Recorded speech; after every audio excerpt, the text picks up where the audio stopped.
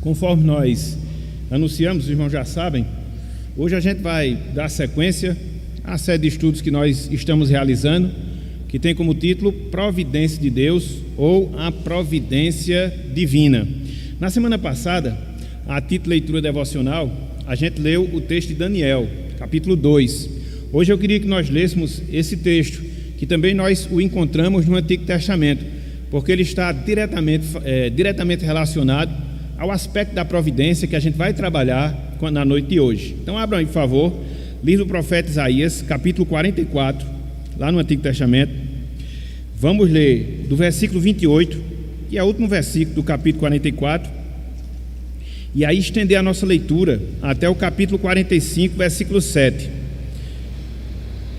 Isaías 44, verso 28, até o capítulo 45, versículo de número 7. Sentados como vocês estão, vamos proceder com a leitura desse texto.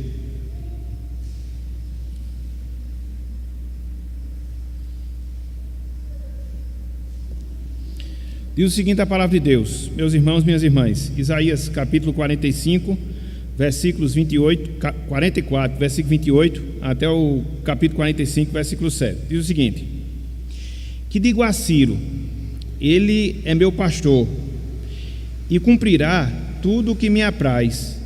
Que digo também de Jerusalém, será edificada, e do templo será fundado. Assim diz o Senhor ao seu ungido, a Ciro, a quem tomo pela mão direita, para bater as nações ante a sua face, e para descingir os lombos dos reis, e para abrir diante deles a porta, que não se fecharão. Eu irei adiante de ti, endireitarei os caminhos tortuosos, quebrareis as portas de bronze e despedaçarei as trancas de ferro. Dar-te-ei os tesouros escondidos e as riquezas encobertas, para que saibais que eu sou o Senhor, o Deus de Israel, que te chama pelo teu nome. Por amor do meu servo Jacó e de Israel, meu escolhido, eu te chamei pelo teu nome e te pus o sobrenome, ainda que não me conheces. Eu sou o Senhor, e não há outro além de mim, não há Deus. Eu te cingirei, ainda que não me conheces, para que se saiba, até ao nascente do sol e até ao poente, que além de mim não há outro. Eu sou o Senhor e não há outro.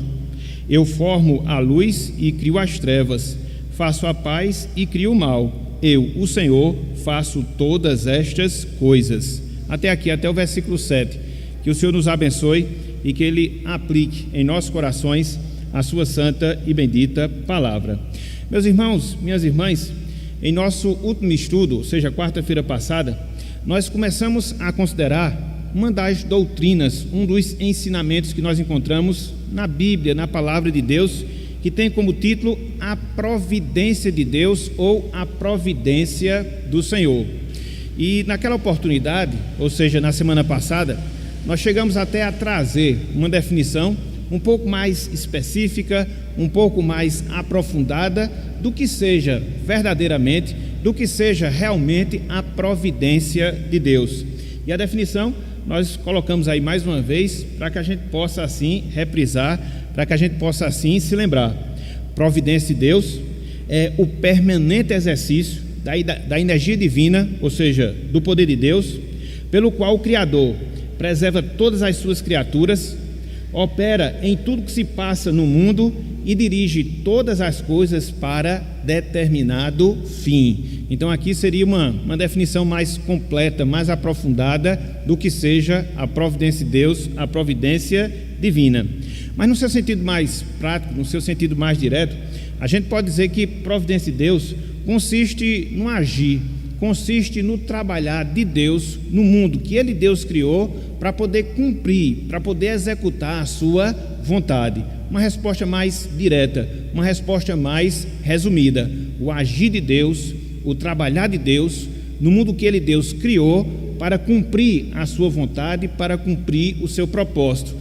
Então, é por isso que quando você considera essa questão da providência de Deus, você vê que acaba sendo um assunto um tanto quanto amplo, um tanto quanto vasto. Por quê? Ele vai englobar vários aspectos, várias divisões deste trabalhar, deste agir de Deus em relação ao mundo que Ele criou.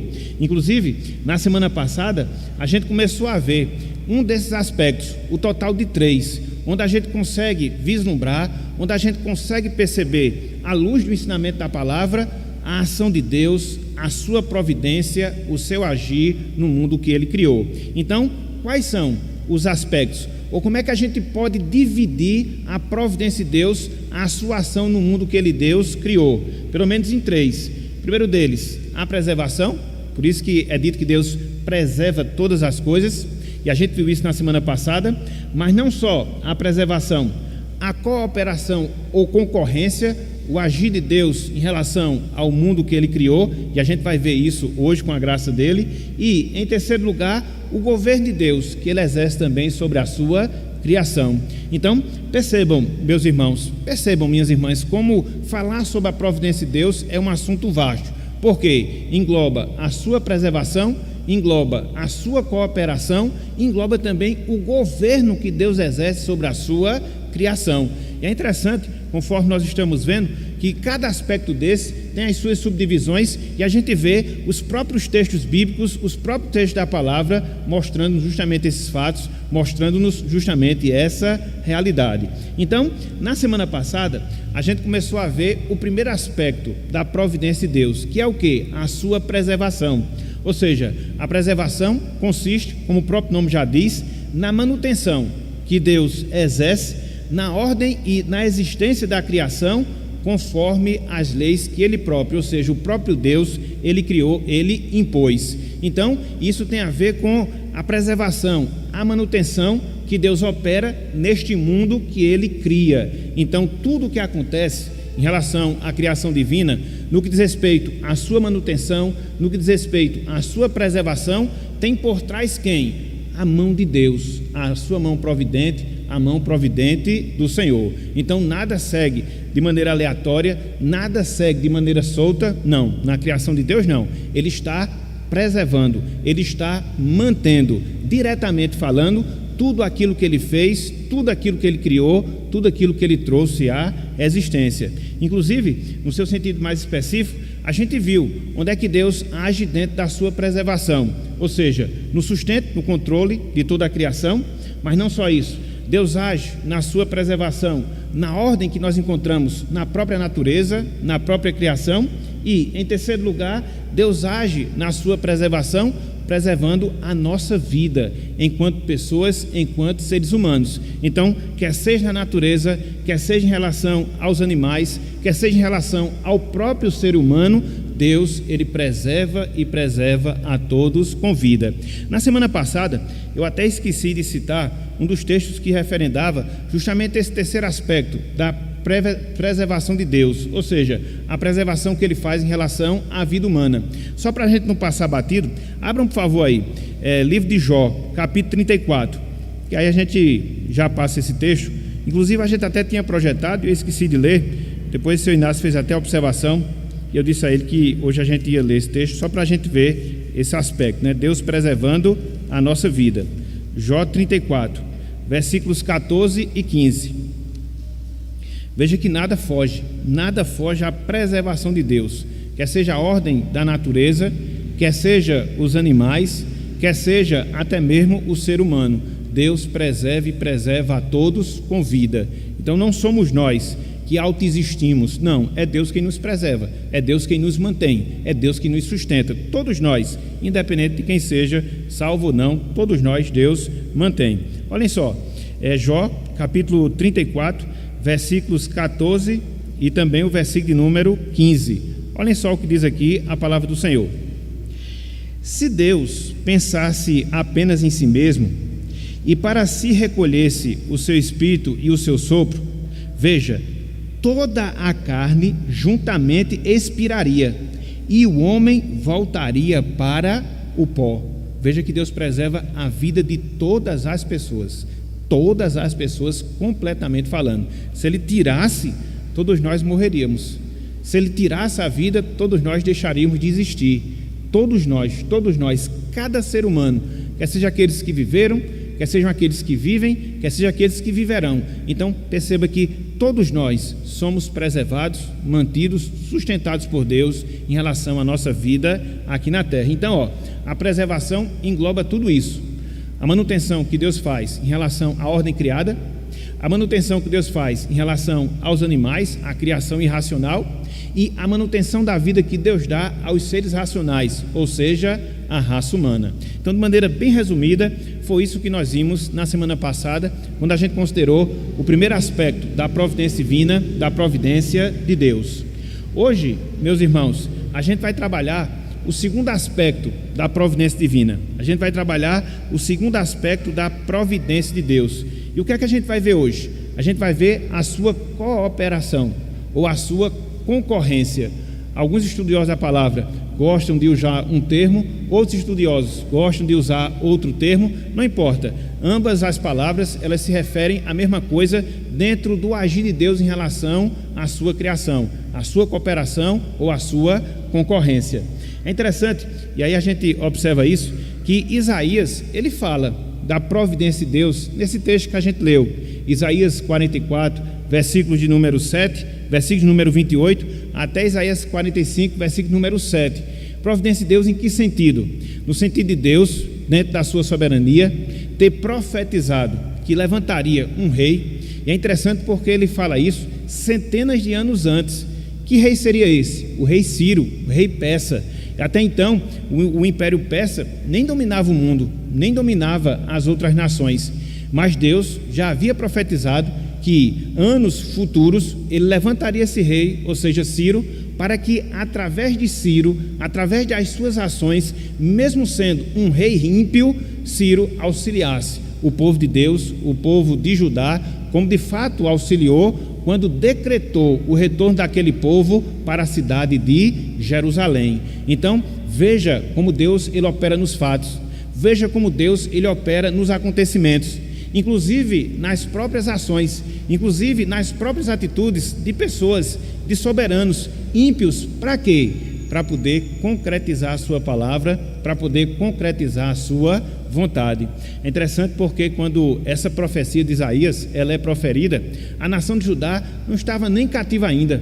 Na verdade, nem mesmo o rei do norte estava cativo, mas Deus já previa todos esses fatos, previa todos esses acontecimentos e já havia indicado que ele usaria um determinado rei para que através das suas ações ele beneficiasse o seu povo, o povo de Judá, o povo de Jerusalém. E isso a gente sabe em relação à história, e ao longo do estudo a gente vai destacar um pouco acerca dessa verdade. Então, o que é isso? É o que nós chamamos de cooperação. O agir de Deus nos fatos, o agir de Deus nos acontecimentos, o agir de Deus até mesmo através das ações humanas, para que a sua vontade possa ser estabelecida, a sua vontade possa ser concretizada. Então, é isto que a gente fala quando a gente trata em relação à concorrência. Então, vamos trabalhar no seu sentido mais específico, vamos trabalhar no seu sentido mais direto, o que seja essa cooperação ligada à providência, o que seja essa cooperação ligada ao agir de Deus na sua criação. Eu até peguei aqui um trecho da definição de providência que a gente deu, tanto no início do nosso estudo, como a gente deu agora no início do estudo de hoje. Então, a providência divina, a gente já havia definido, é o permanente exercício da energia divina, ou seja, do poder de Deus, pelo qual o Criador, e aqui eu queria chamar a atenção desse fato, opera em tudo o que se passa no mundo. O Criador opera em tudo o que se passa no mundo. Isto é o que nós chamamos de cooperação. Isto é o que nós chamamos de concorrência, quando ligado à providência de Deus, quando ligado à providência divina. É Deus operar, é Deus agir em tudo o que se passa no mundo. Parece até uma coisa assim, meio que impressionante. Como é que pode? Deus age em qualquer fato? Deus age em qualquer acontecimento que existe na história da sua criação? Sim, até porque se isso não acontecesse, até porque se isso não se desse, ele não seria Deus, porque ele não teria o controle sobre determinadas coisas que havia criado. Isso é inconcebível. Então, quando a gente entende a providência, quando nós consideramos esse seu agir, a gente percebe justamente isso, o agir de Deus, a operação em todos os fatos, em todos os acontecimentos que se passam no mundo, criado pelo Senhor. E aqui eu trouxe uma definição mais específica do que seja essa concorrência. Eu trouxe uma definição mais específica do que seja essa cooperação ligada à providência divina. Veja, é a ação do poder de Deus aliado aos poderes subordinados da criação, que a gente encontra na natureza, que a gente encontra no mundo, que a gente encontra nos animais, que a gente encontra até mesmo na vida dos homens, na vida humana. Para quê? Para cumprir os seus propósitos, para cumprir a sua vontade. Então, a operação de Deus abrange tudo. O reino animal abrange a ordem criada, abrange a vida dos seres humanos, de sorte que tudo o que acontece em qualquer um desses aspectos, tudo o que acontece em qualquer um desses ambientes, acontece pela operação divina, quer direta, quer através da sua concorrência. Então, a gente vai trabalhar hoje à noite de maneira bem específica justamente esse agir, justamente esse trabalhar de Deus, observando como de fato isso acontece, olhando para as Escrituras, olhando para a Bíblia Sagrada e chegando a uma conclusão: nada acontece por acaso, nada acontece por acaso, mas Deus age na sua providência em tudo o que se dá, em tudo o que ocorre no mundo. Isso, repito, é o que nós chamamos concorrência ou cooperação ligado à providência de Deus, à providência divina, ok? E aí você fica a se perguntar: mas como é que isso acontece? E aí você fica a se indagar: mas como é que isso ocorre?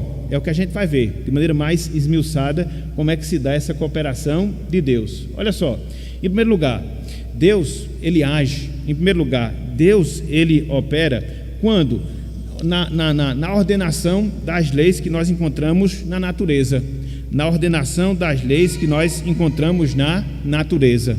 Vejam aí, meus irmãos, alguns textos da palavra. Eu queria ler pelo menos 2, para não me delongar muito em cada um desses pontos, para dar tempo da gente ver todos. Abram aí, por favor, livro de Jó, capítulo 37. Olha só, Deus agindo através das leis da natureza, para que tudo cumpra o seu propósito, para que tudo cumpra a sua vontade. Jó 37, versículos 6 até o versículo 13. Jó 37, versículos 6 até o versículo número 13. Veja que nada acontece sem razão, sem propósito. Tudo você vê a providência de Deus em ação, inclusive na natureza. Como? Através das ordens, das leis naturais que Deus estabelece para cumprir o seu propósito. Veja, Jó 37, versículos 6 até o versículo 13. Diz o seguinte: porque ele diz à neve, ele quem? Deus. Diz a quem? A neve: cai sobre a terra, e a chuva e ao aguaceiro, sede fortes. Assim torna ele inativas as mãos de todos os homens, para que reconheçam as obras dele, no caso de Deus. Veja, e as alimárias entram nos seus esconderijos e ficam nas suas cavernas. De suas recâmaras sai o pé do vento, e dos ventos do norte o frio. Pelo sopro de Deus se dá a geada, e as largas águas se congelam. Também de umidade carrega as densas nuvens, nuvens que espagem os relâmpagos. Então elas, as nuvens, segundo o rumo que ele Deus dá, se espalham para uma e outra direção, para fazerem tudo o que lhes ordena sobre a redondeza da terra. Versículo 13: e tudo isso faz ele vir para a disciplina, e se convém à terra, ou para exercer a sua misericórdia. Então veja, o controle que Deus tem pelas geadas, sobre as nuvens, sobre as alimárias, conduzindo cada uma delas conforme a sua vontade. Meus irmãos, isso é impressionante. Às vezes a gente olha assim para a natureza e pensa que ela segue uma ordem aleatória. Não, segue não. Existem leis com as quais Deus dota a sua criação. E a gente sabe, inclusive aqui ele até fala um pouco acerca do ciclo das chuvas, né? As nuvens carregadas, mas quem vai conduzindo cada uma delas, Quem vai agindo para que elas possam regar determinadas partes da terra? Deus na sua providência. Deus na sua providência. Então, é assim que Ele coopera em cada ato. É assim que Ele coopera em cada acontecimento do mundo que Ele criou. E aqui, num sentido específico, no mundo da natureza. Então, a gente vê as leis que regulam a natureza, através das quais a gente vê a divisão das estações, a composição das chuvas, as geadas, mas tudo isso, melhor dizendo, segue a providência e a direção divina. Nada escapa ao controle de Deus, à sua operação. Um pouco mais adiante, também no livro de Jó, só que no capítulo 38, versículos 22 até o versículo de número 30, você vê outro exemplo disso. De quê? Esse controle que Deus exerce na natureza, mediante as suas leis, para cumprir o seu propósito. Jó 38, versículos 22 até o versículo 30. Olha só o que fala aqui em relação a Deus. Acaso entraste nos depósitos da neve e viste os tesouros da saraiva? Saraiva aqui, meus irmãos, é o granizo, literalmente falando, que eu retenho até ao tempo da angústia, até o dia da peleja e da guerra. Onde está o caminho para onde se difunda a luz e se espalha o vento oriental sobre a terra? Veja, versículo 25: quem abriu regos para o aguaceiro, ou caminho para os relâmpagos dos trovões, para que se faça chover sobre a terra, onde não há ninguém, e no ermo em que não há gente, para descendetar a terra deserta e assolada, e para fazer crescer os renovos da erva? Acaso a chuva tem pai? Ou quem gera as gotas do orvalho? De que vento procede o gelo? E quem dá à luz a geada do céu? As águas ficam duras como a pedra, e a superfície das profundezas se torna compacta. E aí você vê a questão do controle que Deus ele exerce na criação. Interessante que até aqui nos versículos 29 e 30 ele fala da questão da terra ficar compacta com gelo, aqui fazendo menção às geleiras. Você vê tanto no hemisfério norte como também no hemisfério sul. No tempo de Jó, o homem não tinha chegado até lá, mas Deus já havia determinado isso, o controle que ele exerce. Então, quando você olha aqui, as próprias chuvas, o aguaceiro que molha o deserto, que molha as terras secas, vem de quem? Vem de Deus. Deus vai controlando cada uma delas. Então, se chove em determinado local, se cai neve em outro local, tudo isso, meus irmãos, tudo isso é a providência de Deus dentro da sua cooperação.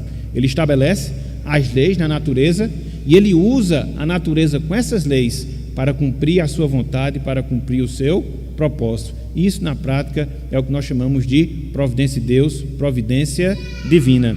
Então, outros textos nós teríamos para mostrar que enfatiza esse ponto, que enfatiza esse aspecto, mas eu vou me deter apenas a esses dois: Jó 37, 6 a 13, Jó 38, versículos 22 até o versículo 30. Então, Deus ordena através das leis naturais que se cumpra o quê? A sua vontade, o seu propósito dentro da sua providência. Mas não só isso, existe um outro aspecto em que Deus ele coopera na sua criação, agindo através da sua providência. Olha só, Deus ele sustenta a vida de todos os animais que existem no mundo. Olha só coisa fantástica, olha só coisa interessante. A gente vê, o reino animal espalhado aí por toda essa imensidão do mundo no qual nós vivemos, e a gente percebe, a partir do ensinamento da palavra, que o sustento desses animais, ele ocorre como fruto da providência de Deus. Ele usa aquilo que na ciência a gente chama de cadeia alimentar, que é a questão dos alimentos dos animais um sobre o outro, e ele faz com que, através disso, pela sua providência, os mesmos eles venham ser sustentados. E é isso que a palavra de Deus mostra, é isso que a palavra de Deus ela nos ensina.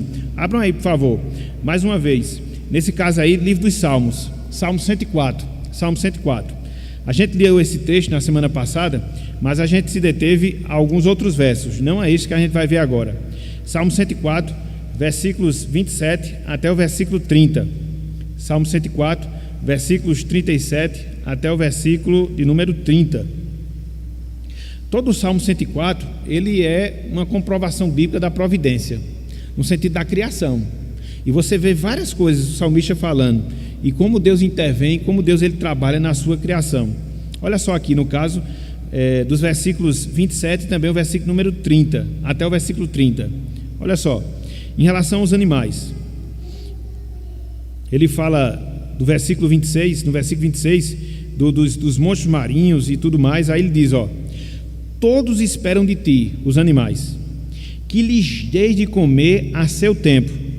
Se lhes dás, ou seja, Deus dá o alimento aos animais, eles o recolhem. Se abres a mão, eles se fartam de bem. Se ocultas o rosto, eles se perturbam. Se lhe cortas a respiração, morrem e voltam ao pó. Envias o teu espírito, eles são criados, e assim renovas a face da terra. Então, é Deus que alimenta os animais. A gente sabe, né, que os animais, até mesmo pelo seu próprio instinto, vão buscar, né, as suas presas para que eles possam se sustentar.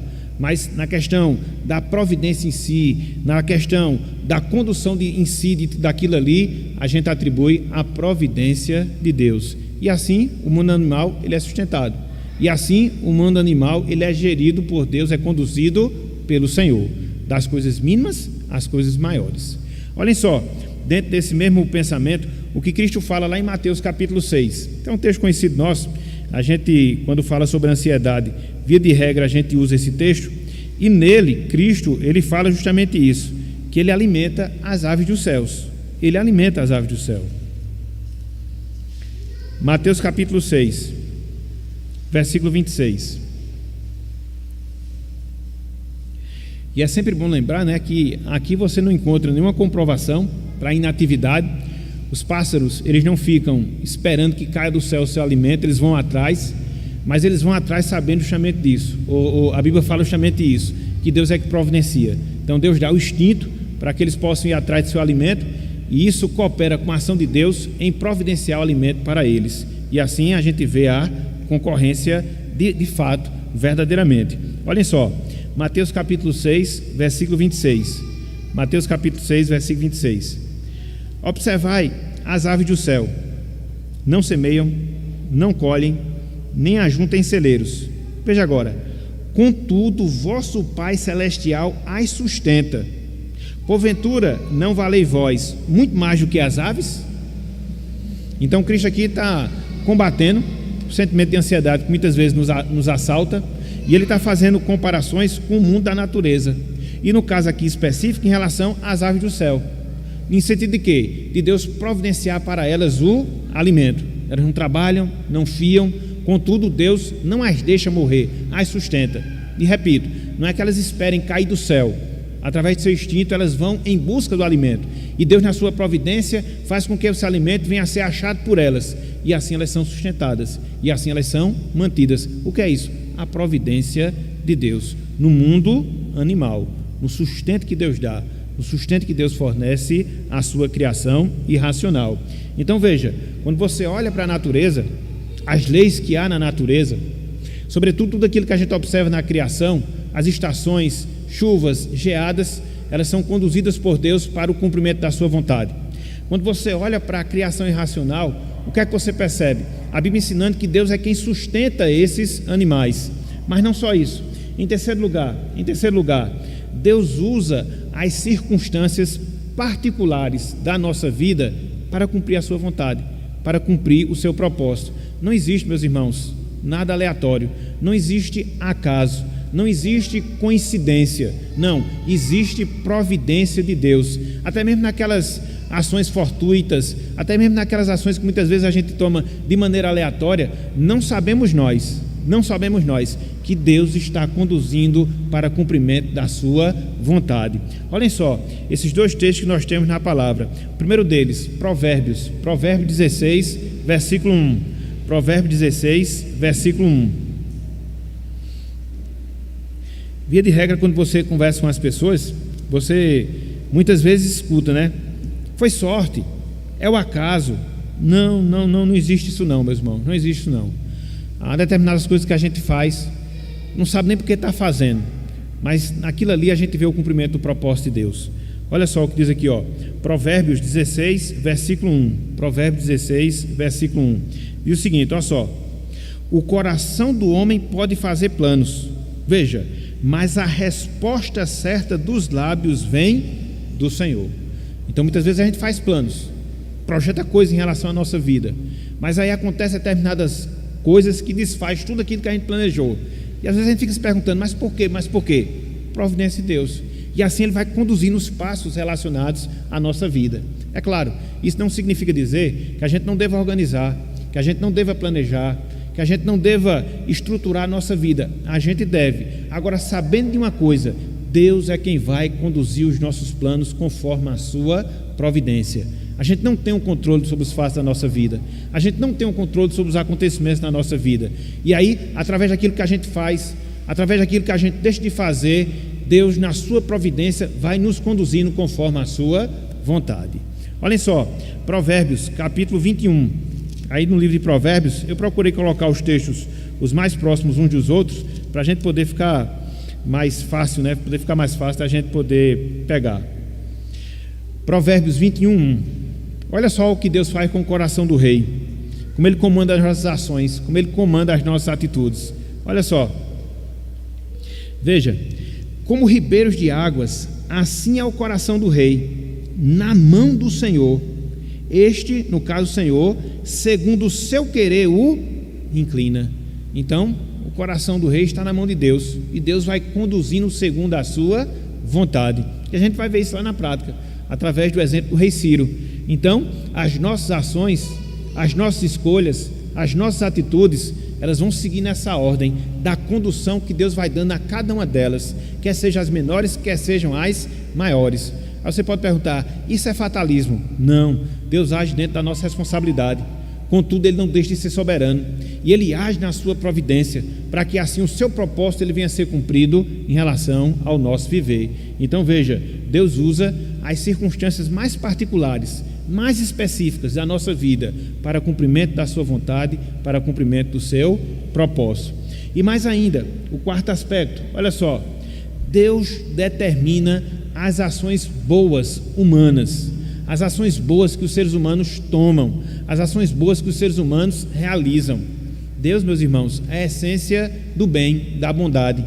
Então, qualquer que seja a ação, qualquer que seja a atitude que nós venhamos a tomar, que seja boa, ela tem como origem Deus, agir no nosso coração, agir na nossa vida, para que assim a gente possa estar manifestando essa sua bondade através das nossas ações. Então, essencialmente falando, só existe alguém bom, que é Deus. Quando nós agimos com bondade, é porque Deus determina que essas ações bondosas, elas ocorram e se deem em nossa vida. A gente não pode realizá-las por nós mesmos, não. E é nisto que a gente vê a concorrência de Deus, é nisto que a gente observa a sua providência, onde Deus nos capacita, através do seu poder, para que mediante as nossas ações, a gente possa demonstrar determinadas atitudes bondosas.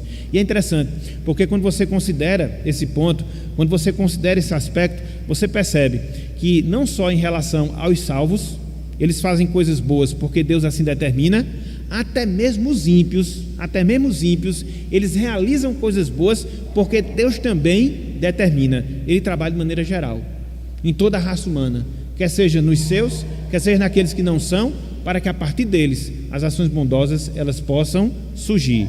Então, vamos ver alguns exemplos desse fato, vamos ver alguns exemplos dessa realidade. Abram aí, por favor, Filipenses capítulo 2. Abram aí, Filipenses capítulo 2. Quando eu terminar aqui essa parte da exposição, antes da gente fechar, aí eu vou dar a oportunidade aos irmãos. Os irmãos quiserem fazer alguma pergunta, alguma colocação, vão ficar à vontade. Filipenses capítulo 2, versículo 13. Aqui Paulo está falando para crente. No nosso caso, nós que somos salvos. Então, quando nós fazemos alguma coisa boa, de quem é a responsabilidade? É porque nós somos bons? Temos essa capacidade? Não. Deus, na sua providência, age assim em nós. Olhem só, Filipenses capítulo 2, versículo 13. Veja: porque Deus é quem efetua em vós tanto querer como realizar segundo a sua boa vontade.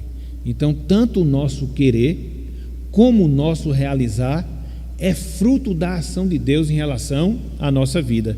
Aqui Paulo está falando sobre o desenvolvimento da nossa salvação. Então a gente tem que desenvolver a nossa salvação. Se você for olhar o versículo anterior, o versículo 12, finalzinho do versículo 12, você vai observar a exortação que Paulo faz aos filipenses: desenvolver a vossa salvação com temor e tremor. Mas quem é que faz essa obra em nós?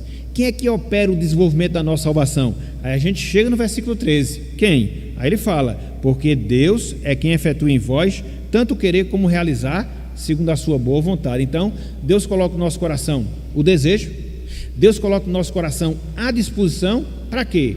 Para que nós possamos desenvolver a nossa salvação. É por isso que a gente tem essa dependência dele, é por isso que a gente tem essa carência de Deus, para que ele não só mude o nosso interior, mas também nos habilite, nos motive, nos capacite a poder fazer a sua vontade. Aqui no caso específico, a desenvolver a nossa salvação. Então, as ações boas nos salvos é Deus que faz, é Deus que opera, dentro da sua providência, dentro da sua cooperação. Um outro exemplo desse ponto, e aqui eu vou me ater mais, porque já são coisas relacionadas à vida humana, fica melhor da gente poder nos encontrar. Abram aí, 1 Coríntios capítulo 15. 1 Coríntios capítulo 15. Versículo 10. Paulo aqui ele faz um resumo do seu ministério, e ele mostra, né, quem foi o responsável por ele ter realizado um ministério bem sucedido, ter feito coisas que de fato agradou a Deus. Ele vai dar aqui uma explicação nesse sentido. 1 Coríntios capítulo 15, versículo 10. 1 Coríntios capítulo 15, versículo 10. Veja aqui o que nos diz a palavra. 1 Coríntios 15, 10. Mas, veja, pela graça de Deus sou o que sou. Então Paulo já atribui à graça divina aquilo que ele era, não ele mesmo, mas a graça divina. Veja, que me foi concedida, não se tornou vã. Antes trabalhei muito mais do que todos eles. Todos eles quem? Os demais apóstolos. Paulo aqui está fazendo essa referência. O trabalho que Paulo desempenhou foi bem maior do que o trabalho que os demais apóstolos eles desempenharam. Mas veja que lá no início ele fala que isso foi por causa da graça de Deus. E no final ele vai reiterar esse fato. Olha só o que ele vai dizer, todavia não eu, mas a graça de Deus comigo. Então Paulo ele não se orgulhava, não se jactanciava pelos feitos, pelas realizações ministeriais. O fato de ele ter fundado igrejas, ter feito as viagens missionárias. E aí quando se compara, de fato, o trabalho dele com os demais apóstolos, em termos daquilo que foi realizado, o trabalho de Paulo foi bem mais amplo, o trabalho de Paulo foi bem mais extensivo. Mas veja, a quem Paulo responsabiliza por isso? O que ele realizou pelo Senhor, o que ele realizou pela obra de Deus? A graça de Deus que o acompanhava, a graça de Deus que o ajudava. Então assim acontece, meus irmãos, assim acontece, minhas irmãs, em nossas ações boas, naquilo que a gente faz que glorifica a Deus, naquilo que a gente faz que agrada o Senhor.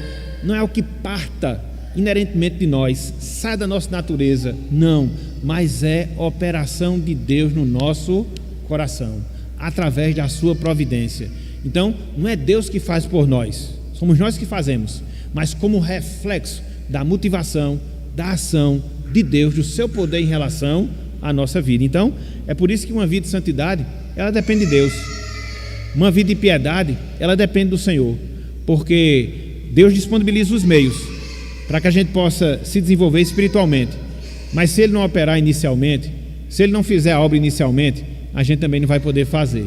Então a sua providência vai trabalhar conosco também nesse aspecto, ok? Então Deus ele determina as ações boas na vida dos seres humanos. Aqui a gente viu exemplos de como Deus age nos salvos. Ele efetua em nós tanto querer como realizar segundo a sua boa vontade. A graça de Deus nos capacita de fazermos aquilo que Ele quer que nós façamos, inclusive no desenvolvimento da sua obra. Mas aí fica a pergunta: e o que dizer dos ímpios, que muitas vezes agem com bondade? E o que dizer dos ímpios, que muitas vezes fazem coisas boas em relação à sua vida? Quem opera isso neles? Quem faz isso neles? A resposta é Deus, na sua providência, na sua concorrência. E aqui eu queria chamar a atenção justamente do exemplo de Ciro. chamando a atenção de outro texto que nós temos no livro do profeta Isaías. Abram aí, por favor. Isaías, capítulo 45. Isaías 45.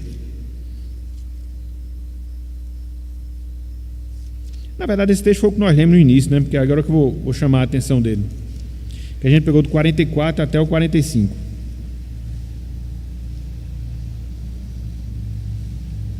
Isaías 45.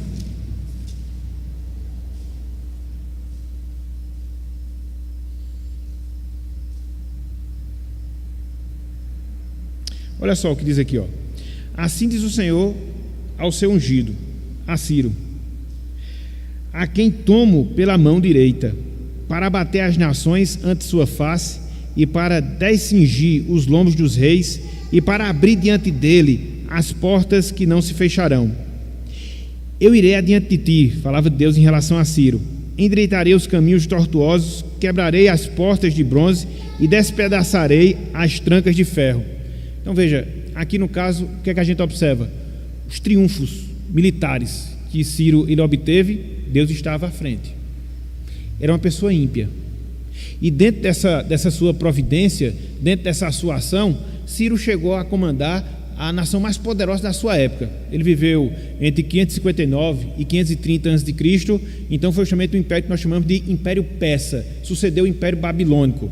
Então, veja, todas aquelas conquistas militares, o fato de ser alçado à condição de homem mais poderoso do mundo na época, não foi Ciro em si, mas Deus que estava agindo nele. E uma vez que isso aconteceu, olha só a coisa interessante, Deus ele usa mais uma vez a sua providência para que Ciro, uma vez que ele detinha aquele poder, ele pudesse agir com bondade em relação ao povo de Deus, em relação ao povo de Jerusalém. Por trás estava o Senhor da vida dele, inclusive fazendo com que ele tivesse aquelas conquistas, para que posteriormente, mediante elas, ele pudesse auxiliar o povo de Judá.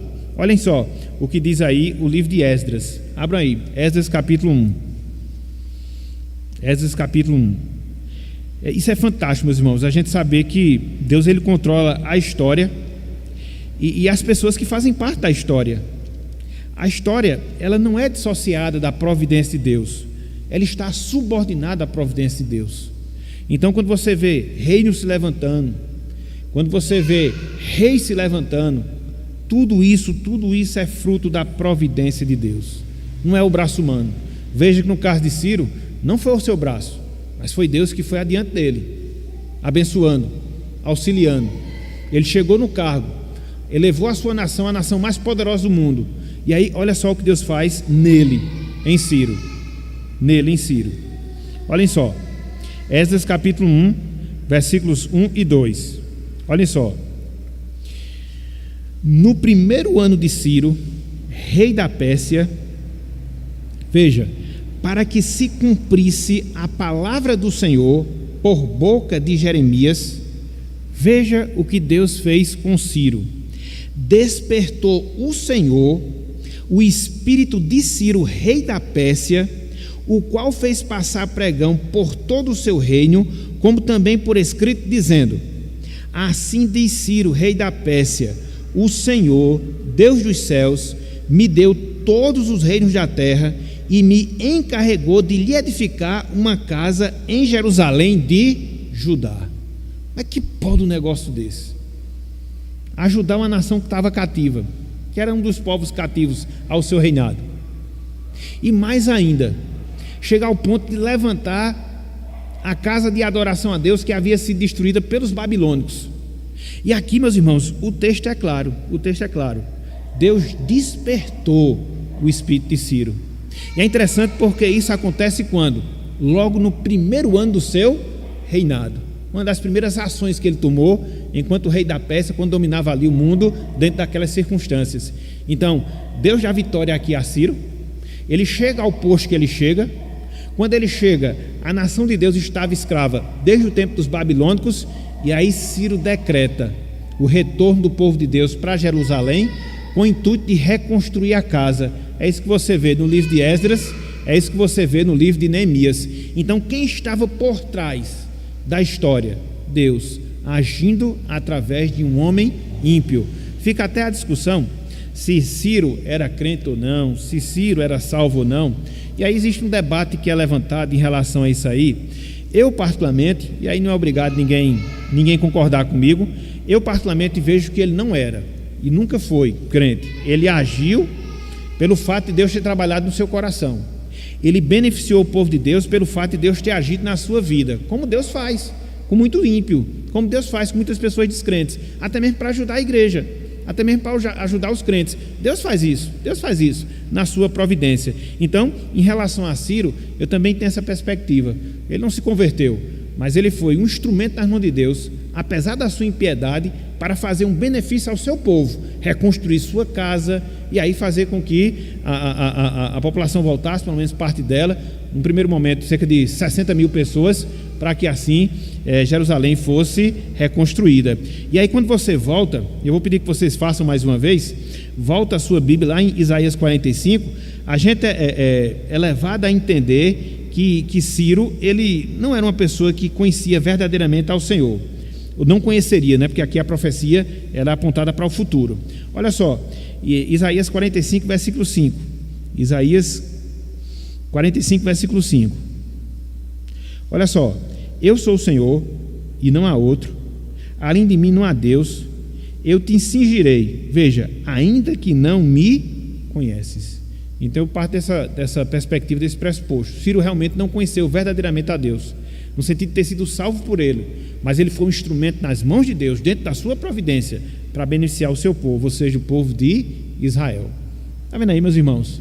Nas ações boas que a gente toma, nas ações boas que a gente realiza, quer seja nós que somos salvos, quer seja as pessoas ímpias, por trás está o quê? A ação de Deus. É por isso que a gente chama de cooperação, é por isso que a gente chama de concorrência. Deus é a ação, o poder principal, e Ele age através daquilo que a gente chama de poderes subordinados, as nossas ações, as nossas iniciativas, para que juntos a gente possa cumprir o propósito que Ele predeterminou. Aliado a Deus, a gente possa cumprir o propósito que Ele predeterminou. Então, em todos os acontecimentos, em todos os atos, em todas as ações, a gente vê a mão providente de Deus por trás, ok? Então, Deus, Ele ordena que as leis naturais se cumpram.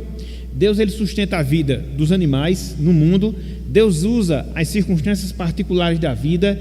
Deus determina as boas ações humanas, mas não só isso. Deus utiliza as más ações humanas para cumprimento do seu propósito. Talvez aqui seja o aspecto mais difícil, de muitas vezes a gente poder conciliar. Mas como é que pode? Como é que pode? Deus, Ele vai permanecer sendo santo, Ele não vai ter nenhum envolvimento com o mal, nem com o pecado. Agora, na sua providência e por causa da sua soberania, Ele usa muitas vezes as atitudes ímpias, pecaminosas que a gente toma para poder fazer a sua vontade. E aí é um dos mistérios que a gente tem dentro da providência divina. Cada ação que a gente toma, mesmo aquelas equivocadas, dentro de um plano maior, elas estão encaixadas com o propósito de Deus. No final de tudo, Ele vai ser glorificado. Ele vai ser glorificado. E aqui eu chamo a atenção de alguns exemplos. Primeiro deles, o exemplo da crucificação. O exemplo da crucificação. Abram aí, meus irmãos, Lucas 22. Lucas 22. Às vezes a gente fica, pensativo em relação a isso aí, porque quando você vai observar a maneira horrenda como Cristo foi morto, e de fato foi uma forma horrenda, mas aquilo ali estava no plano de Deus, agindo através do pecado das pessoas, em ter tratado Cristo daquela maneira. É a sua providência, inclusive por trás das ações mais humanas, de se utilizar dessas ações. Olha só, Lucas 22, versículo 22.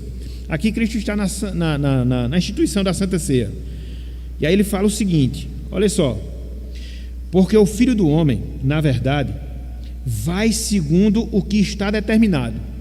Era propósito de Deus que Cristo fosse à cruz. Isso não podia mudar, isso não podia ser alterado. Deus tinha determinado, até porque se não fosse assim, não haveria pagamento pelo preço dos nossos pecados, não haveria a consumação da nossa salvação. Mas perceba: mas ai daquele por intermédio de quem ele está sendo traído. Judas não ficou inocente, não. Ele cumpriu o propósito de Deus em trair Cristo, mas ele não foi inocentado por causa disso. dentro da sua providência, dentro da sua concorrência, Deus agiu em meio à impiedade de Judas para cumprir o seu propósito, a partir do qual, através da traição, ele seria preso, consequentemente ele seria morto. Então veja como essas duas coisas elas andam aqui em paralelo: a vontade de Deus e as nossas ações, inclusive as ações más, e Deus as usa para cumprir o seu propósito. Aqui, repito, é uma das grandes dificuldades que a gente muitas vezes tem de poder conceber essas coisas. Contudo, quando a gente olha para os textos, para as passagens, naturalmente a gente é conduzido a essa conclusão. Ele teria que ir à cruz, era determinação divina, mas veja o que o próprio Cristo falou: ai daquele por intermédio de quem ele, Cristo, estava sendo traído. Olha só, um outro exemplo relacionado à crucificação de Cristo. Abram aí, Atos 2. Atos 2. Eu tenho um pensamento comigo. Eu acho que eu escutei de alguém que falou-se o seguinte: a soberania de Deus e a responsabilidade humana são duas coisas que são duas linhas paralelas. Existe uma regra na geometria que duas retas paralelas, elas se cruzam num determinado ponto no infinito, na eternidade. Então é assim que eu vejo também a soberania de Deus e muitas nossas ações mais.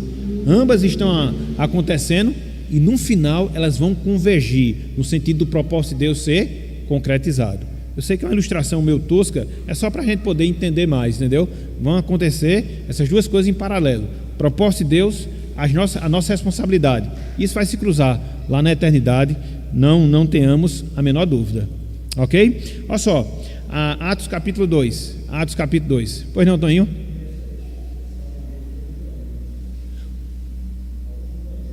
Sim, que fez essa ilustração. Então pronto, foi que eu escutei mesmo.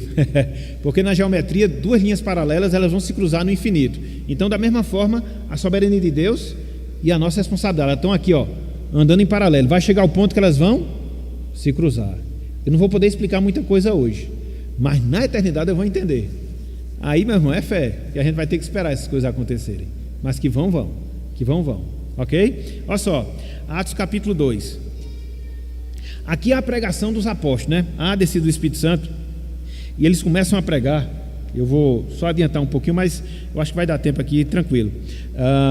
E olha só o que eles falam aqui. Eu vou ler pelo menos um texto. O outro eu não vou ler não, por causa do tempo. Olha só o que os apóstolos falam. Versículo 22. Olhem só. Varões israelitas, atendei a estas palavras. Jesus, o Nazareno, varão aprovado por Deus diante de vós com milagres, prodígios e sinais, os quais o próprio Deus realizou por intermédio dele entre vós, como vós mesmos sabeis. Veja só, versículo 23, ó. Sendo este quem? Jesus, entregue pelo determinado desígnio e presciência de Deus.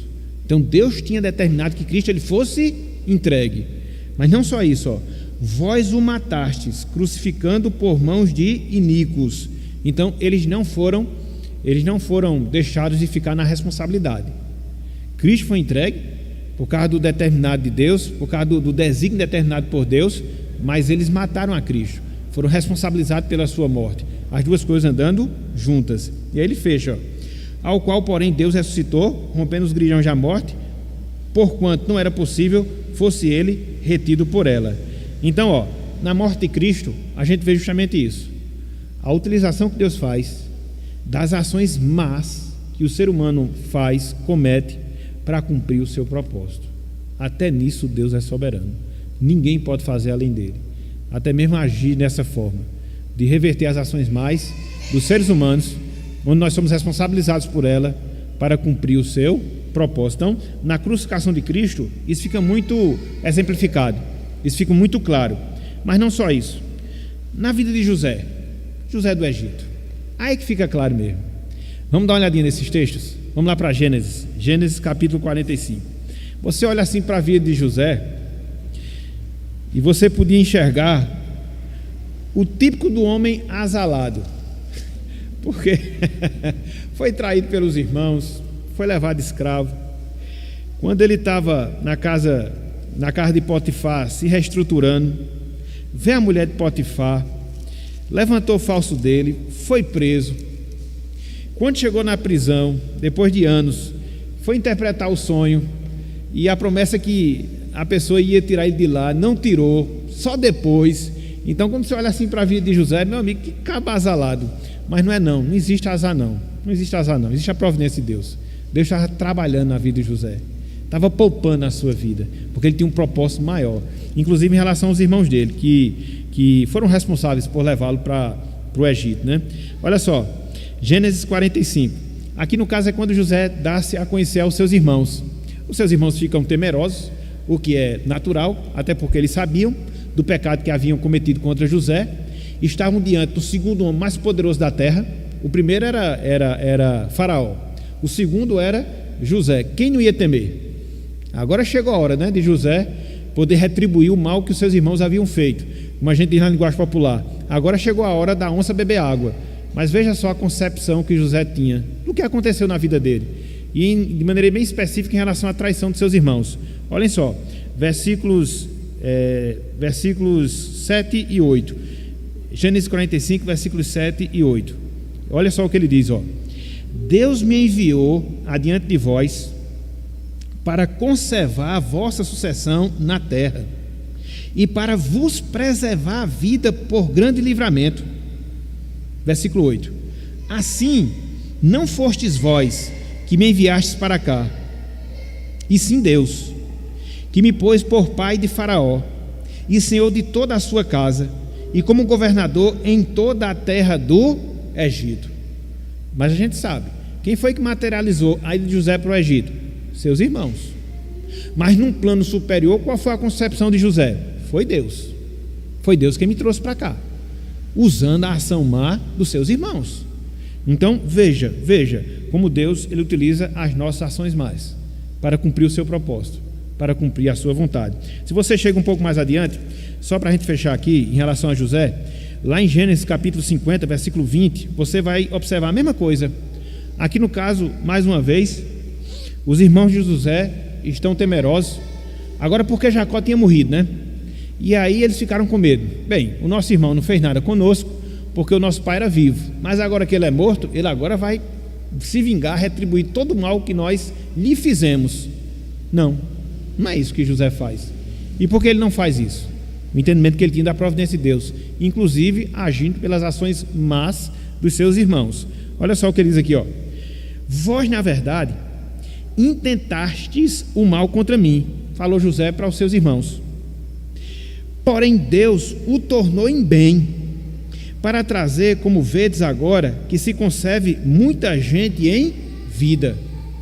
De uma atitude má, Deus transforma numa bênção, num benefício. Foi o que aconteceu. Por quê? Porque Ele é providente e controla todas as nossas ações. Então veja, Deus utiliza as ações mais, a gente observa isso na crucificação, a gente observa isso na vida de José. Para quê? Para cumprir os seus propósitos, para cumprir a sua vontade, sem que Ele, Deus, tenha qualquer participação com aquilo que é mal, com aquilo que é pecaminoso. Eu ia trazer um outro exemplo, que é o exemplo da punição de Judá. É bem interessante, porque lá em Jeremias, capítulo 25, versículos 9 até o versículo 14, depois Jeremias, capítulo 51, versículos 20 até o versículo 24, o profeta ali, Jeremias, ele fala justamente isso, que Deus levantou a Babilônia, para que a Babilônia prevalecesse contra todas as outras nações. Deus usou a Babilônia para punir Judá, porque foi o reino que tornou a nação de Judá cativa, levando lá para a Babilônia, e depois Deus retribuiu à Babilônia todo o mal que a Babilônia havia feito. Olha só a coisa interessante, ele usa a Babilônia para punir o seu povo, depois ele pega a Babilônia e pune pelos pecados que a Babilônia tinha cometido, inclusive contra seu povo.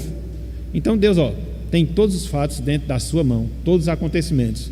Então, se você for olhar depois, é Jeremias 25, 9 a 14, Jeremias 51, 20 a 24.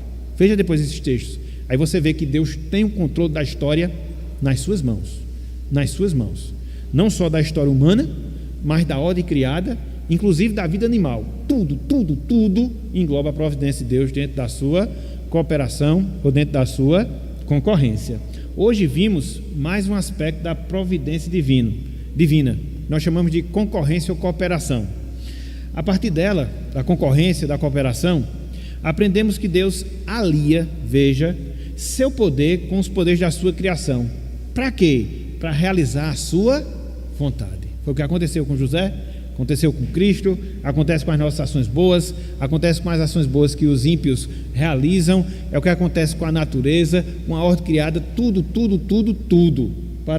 para a realização da vontade do Senhor. Isso de fato é que é providência dentro do aspecto da concorrência. E uma aplicação, olha só, uma vez que você entende isso, uma vez que você compreende todas essas coisas, aprendamos que através da concorrência de Deus, dentro da providência, Ele está cumprindo a história da humanidade. A história da humanidade, meus irmãos, a história da humanidade, minhas irmãs, nada mais é do que a sequência da providência de Deus. Reinos se levantam, reinos emergem, líderes se levantam, líderes depois emergem, e aí você vê por que isso, por que isso, por que isso? Providência de Deus. Levanta, abate, levanta, abate, levanta, abate, e assim a gente vai vendo toda a história da humanidade. Foi assim com o Império Egípcio, depois foi assim com Israel, uma grande potência naquele período de Davi e Salomão. Depois você vai ver o Império Babilônico, depois o Persa, depois o Medo, o Persa, depois você vai ver o Império Grego, o Império Romano, e aí você vai ver que Deus vai controlando toda a história, em todos os fatos, maiores, menores, mais simples, mais complexos, em todos eles, a gente tem que enxergar a providência de Deus. Deus age para realizar a sua vontade. Então, que a gente se alegre com isso. Às vezes a gente fica assim meio desnorteado, sobretudo na situação que a gente vive muitas vezes, quando a gente olha para o mundo ao nosso derredor, tanta catástrofe, problema, dificuldade, tribulação. Lembre-se disso. Nosso Deus é o Deus da história. Ele não está passando desapercebido de nada em relação a isso aí. E Ele está conduzindo a nossa vida para cumprimento do seu santo propósito, que é a glória do seu nome. Ok? Então que Ele nos abençoe, que Ele aplique a sua palavra no nosso coração, e semana que vem, se Deus assim permitir, fechando essa série de estudos sobre a providência, a gente vai ver o governo divino, como é que Deus exerce a sua soberania em todo o mundo, das coisas maiores às coisas menores. Semana que vem a gente vê, se Deus quiser. Ok, meus irmãos? Então que Deus nos abençoe. Amém.